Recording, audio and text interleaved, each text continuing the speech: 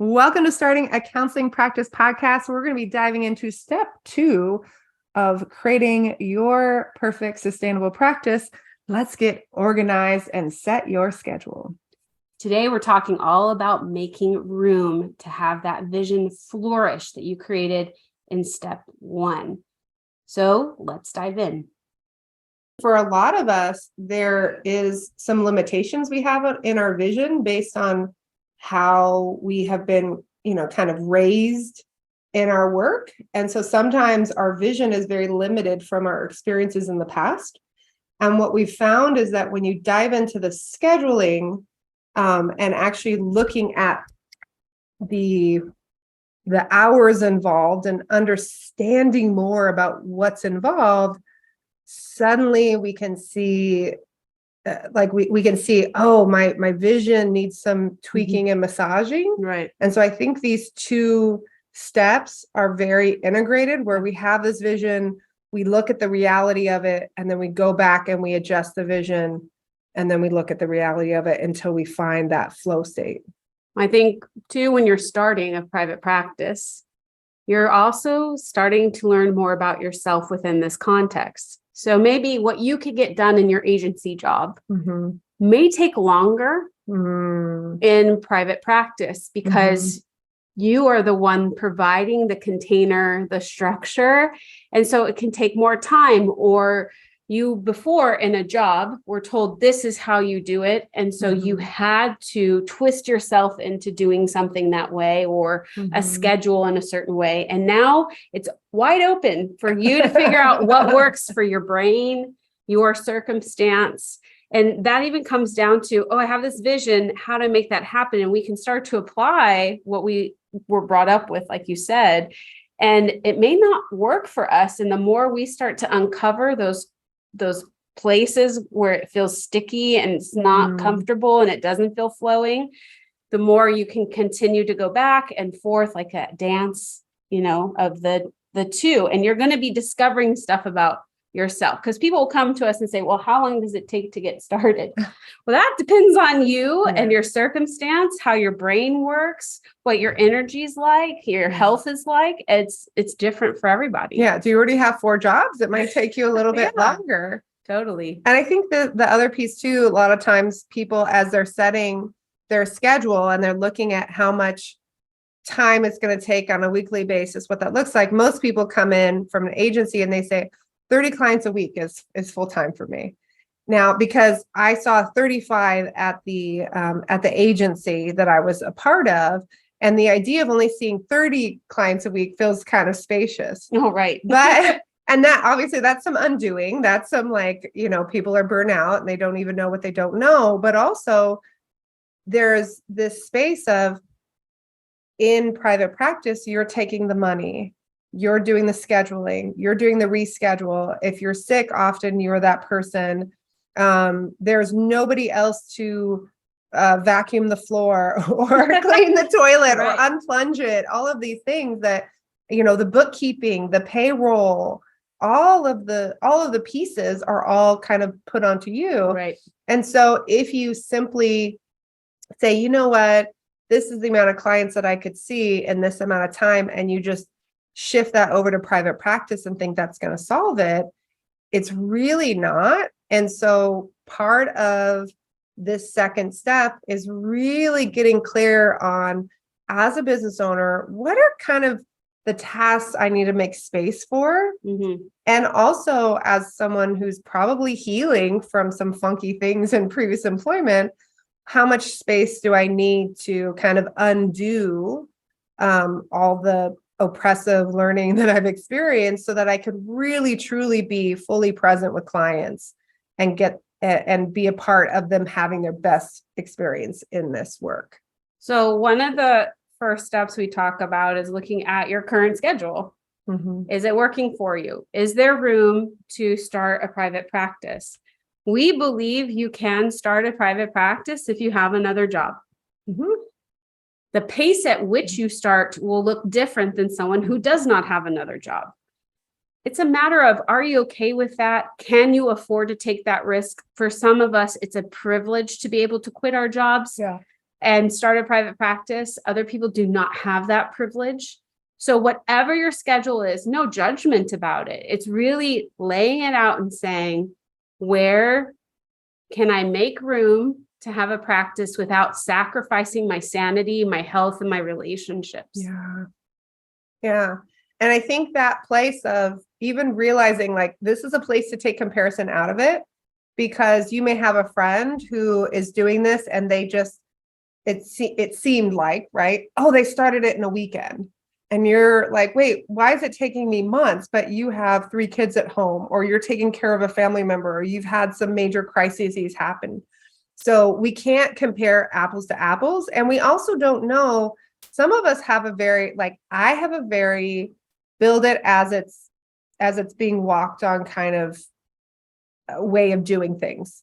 Like I'm very much like, okay, I'm going to figure out my website and then I'll get my paperwork done when I schedule my first client so I can get it sent over to them. Oh, that is not me. No, that is not you, right? I can sit with that kind of uncertainty, Right. in a bigger way. And there's pros and cons to that. Like there's parts of that were really messy and parts of that allowed me to start more quickly. Right. But you are not that way. Like you really needed to explore all the ins and outs before you'd feel Right. comfortable getting on the phone with someone. I will say now, if I were to start a private practice now, I'm a different person than that person then. That person then was in a situation of make it, break it, kind of, this has to work, or we are changing careers. Then it was, this has to work, or like when I went into full time, I needed to do it within my maternity leave. Or so I thought, I put, that was my choice, that kind of pressure. So I think my approach would be a little bit more kind of how you are now. Maybe you've rubbed off on me, but and you've rubbed off on me. Like I would do a lot more math. I would do a lot more, right. like putting some things in Right. place than I would have 15 years ago. When you are starting your private practice, you want to look at your current schedule. What can it be? Some people actually do end up talking to their employer to see if they can reduce hours by maybe 4, 6, 8, sometimes even going to part-time. That might be an option for you. But really looking at, okay, what is this first version? Straight out of the gate, how many clients could I really see and still be okay? That's how much time you have to give to the practice, usually we say. Yeah. And I would even say a lot of times people will say, well, I'm just going to work Saturdays and Sundays until I get this off the ground. And they'll create a schedule where their goal is, as soon as I get up to 25 clients, and Kelly's like, wincing as I'm saying this, but this is not an uncommon thing we've heard. We hear these stories. That as soon as I get up to 25 clients and I can quit my regular job, and then that's when I can transition. And then they create a dynamic where like physiologically, emotionally, spiritually, they can never get up to 25 clients. And the way they set up their finances, which we'll be talking about in a couple of weeks, they'll set up their finances where they're just stuck because they can't get up to the 25 clients they need to financially be able to move. And emotionally and like energetically, they can't get up to those 25 clients because they're human, can't do it. Or maybe they do get up to that amount and then they're still scared to leave because they see themselves letting go of some sort of income. They've acclimated their spending and everything to having 2 jobs, and then to change it feels really scary. So I think when you're looking at the schedule and saying, okay, for right now I can see 8. And then when I quit my job, then I can do 20 or whatever that number is. Eventually you can see, when we get to the math part later on, that you need to quit your job in order to really there's going to be this squeeze period. We call it the bridging the gap, so to speak. But looking at your schedule now, what is it that you can give to it? And until you fill those slots with clients, you can fill that time with building the business and marketing. Yeah. And if you realize, oh, I don't have 2 hours to give to clients or to building my business, then that tells you that there's a step that needs to happen before you can start the private practice. There's not this like magical moment when, again, somehow, and some people do, right? They're working 15 or 20 hours a day, starting a private practice. And I think in like the general entrepreneur world, like there's this whole hustle culture that we can kind of take into what we're doing in private practice. But it's one thing to hustle when you're like selling widgets. It's another thing to hustle when like you have a human being in front of you that you are not fully present and you're watching the clock, or you're kind of feeling like you can't remember what happened in the session, or you're not fully present. I agree. I think, look, it's a great test before you even see clients to set that new schedule, work it as if you were seeing clients, and instead work on the stuff that you need to in order to create your business, and do a check-in every week. How did that feel? Am I overwhelmed? Was that too much? Did I go over the hours that I gave myself? Why did I go over those hours? Is it out of guilt, shame, or honestly, it's exciting. It's like finding a new dating partner, like you want to get to know them. You want to spend all your time with them. They're so much fun. But then you sacrifice your sleep, and then you're tired, and then you can't really enjoy them because you're so exhausted, and while that's all great, if you can start to find your pacing before you even throw in the energy that it's going to take to attune, I think that's something I wish I had done back in the day. I mean, when I start, and again, I think it can be helpful to hear this, but like when I started my private practice, I was breastfeeding. I had a small child. And so the stories of that, me too. My private practice was built during my child's nap time. So he took a nap twice a day for like an hour or two. And so I would be on my laptop doing these things, and he did not sleep through the night for years. So let me be super clear. Like, it wasn't like I was arrested in this moment. And then at a certain point and then I would go when my spouse got off of work, then I would go and see sessions, and I would come back, and I could see as many people as I could hold milk, basically, between I would come back. Because I couldn't even pump because I would have overproduction. So I'm saying that to tell you, like, sometimes you have medical issues. Like, I had medical limitations.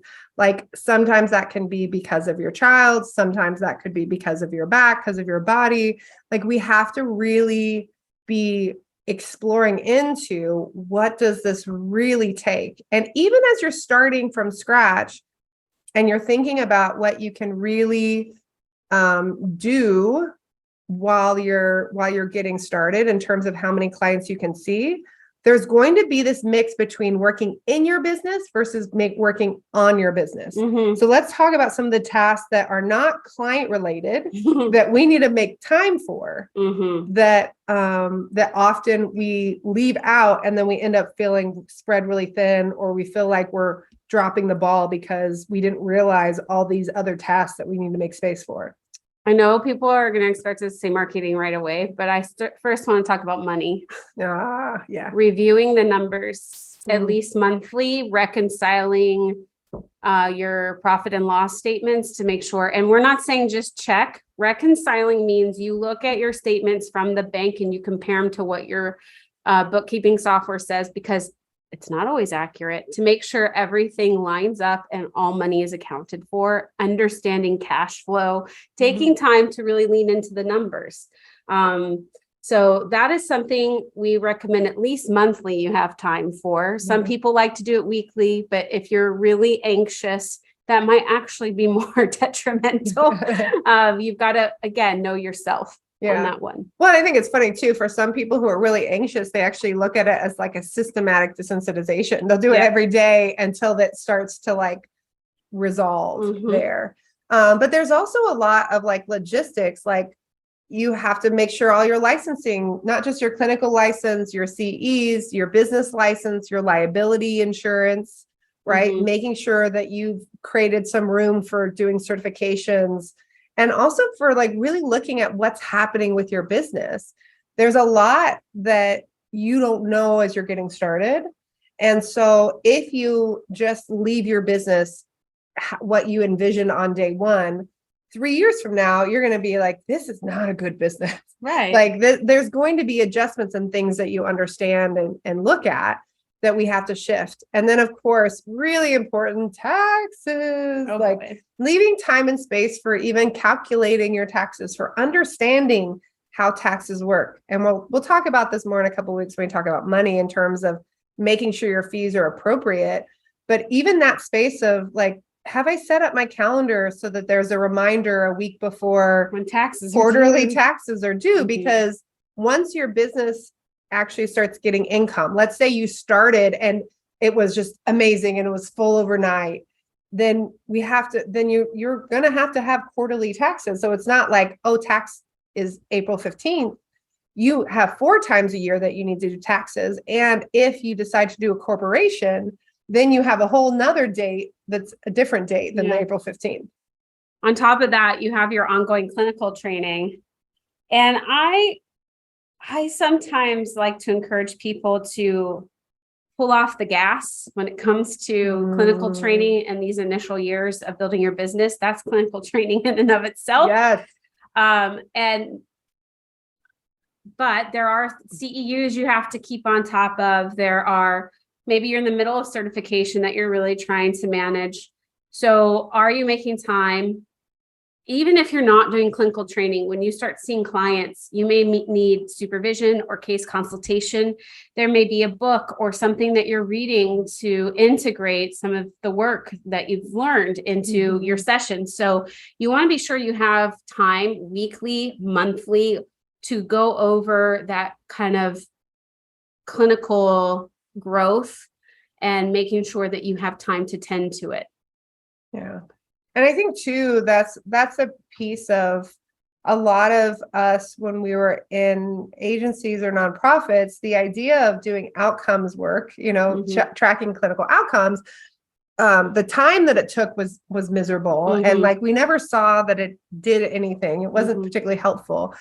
In this kind of work, it's really powerful to dig into your clinical outcomes and to have some space to like explore it, to sit with it, to make some decisions regarding it, to adjust your business processes or your marketing based on that feedback is really important. How nice. I mean, when you just say it, you can't see Miranda, but she like moves her body when she's talking, but it feels so luxurious in some ways of like, what would it be like to already bake in time to nurture yourself clinically so you don't feel rushed? Like, how lovely. What would that do for your confidence? What would that do for your relationship with your client? Like, why do we have to wait till the practice is full to do that when you could start doing that now? And I think this also ties into this idea of making sure that there's time to manage the logistics in terms of the documentation of your practice. We'll be talking about documentation more when we get into processes, but having that space to know, oh, this is how long it's going to take me to put a new client into my paperless office. Here's what I need to do to set up and look at the calendar. Hey, I need to look at my schedule and how everything is tying in, to give yourself even an hour a week to make sure that everything is flowing in terms of your calendar and in terms of how your paperless office is working. I see a lot of people who are really angry at their paperless office. And I'm talking about like a practice management system. This is where your documentation would be stored, treatment plans would be stored. They often do reminders for Scheduling people. tool, possibly. It can be a scheduling, it can be all these different things. They'll get really angry that the software, like, it's too hard to work. I don't understand. And sometimes they're really terrible. Sometimes they don't work. But often what I found is that when we are overwhelmed, when we're stressed and we're trying to do things in like 2 or 5 minutes, there's not enough space for us to learn the tool. Right. And so we end up throwing that's a terrible analogy, the baby out with the bathwater. I'm sure there's a better way, right? I'm throwing the pasta out with the pasta water. I think I'm trying to work on my languaging. Like, where do these things come from? Right? We'll go Google that after. Yeah. I don't want to throw out the pasta with the pasta water. Like, I want to keep it all in. And I really want to have some time and space to make sure that my tools are working really well for me and that they're in flow and that I don't feel stressed and anxious about what is running my business, because my paperless office or my practice management system, sometimes you'll hear them referred to as an EHR, an electronic health record. This is your digital virtual assistant. This is your digital receptionist. This is for the $70 or $100 a month that you spend if you're a solo practice. This is less than you could ever pay any college student to come in and do all the tasks that it's going to automate for you. So when we look at, okay, you have your schedule, but we also want to consider what tools can free up more time. And the electronic health record is one of those tools. Initially, you are always going to need more time in the beginning of something. And then as you master that tool, it ends up paying it for itself and the time that it saves you and the ease that it creates for your clients, which also impacts the attunement and retention with your clients. So your electronic health record is one of those investments we recommend from the start. Don't get a file cabinet and say, I'll get electronic health record a year from now. Do it now to start saving you time. Usually when people start, they don't have the budget to outsource a lot of things yet, but this is one area that we feel pretty strong about that an electronic health record can help you. As well as, like, for example, Miranda was talking about calendars, right? Your electronic health record may have a calendar, but you may also have a Google Cal or something like that. And you want to make sure everything's talking to each other. That will save you time and energy, reduce double booking, errors and things like that. So there are tools that free up the schedule as well. So next time, right, let's just review what we've talked about. Really looking at what is happening in your life. And I don't think we said this. As you get ready to start your private practice, you may realize that your life as it stands right now, more than just your work life, your personal life may need some adjustment. You may need to say no to tasks or to things that you've been volunteering. Maybe you're pulling back on hobbies during this middle time place. Maybe you've realized, oh, I'm spending 20 hours a week on TikTok. And that's not super helpful. Like, what if I was to wean myself off of TikTok and use that 20 hours towards my private practice, whatever that looks like, that we have to make some adjustments on that. Then we have to look at our professional life and see what that looks like. And then from there, we set the schedule. What is going to be my weekly work schedule? And from that, we get an idea of the amount of time that we'll work in it, meaning clinical hours, and the amount of time we'll work on it, meaning the tasks of the business. And initially, everything will be on it. Like, we'll still use all those hours, but we'll do all of the tasks we need to do to set a solid foundation for our business. And then as those schedules get full, then we'll start to move and flow. And actually, I have a little tip on that. This is a hot tip. Super hot tip. Coming in hot. This is coming in hot. This is important. Even though, let's say you have 8 hours a week and you have all this flexibility during that time, and you may think like, oh, I can see you, I have 2 hours a day. Like, I can see you Monday, Tuesday, Wednesday, Thursday. What works for you? Oh, I could see you at this time or that time. What works for you? Take ownership of your schedule from the beginning. Having clients haphazardly every 2 hours, like with 2-hour breaks, or one client every single day, is not going to give you the space you need to work on the business. So really focus on filling up one day at a time. So here's this one day and here's this one block. And even though you have this other day, we're not going to fill that until this other one is filled. And then we can kind of move from there, especially if you have these very short blocks. Because if let's say you do have eight sessions, but you're doing 4 sessions on 4 different days, you're probably not going to get much done in those other 4 hours. It depends on your brain, right? The context switching may be more exhausting if you're doing 1 hour with a 30-minute break and then another hour clinical work.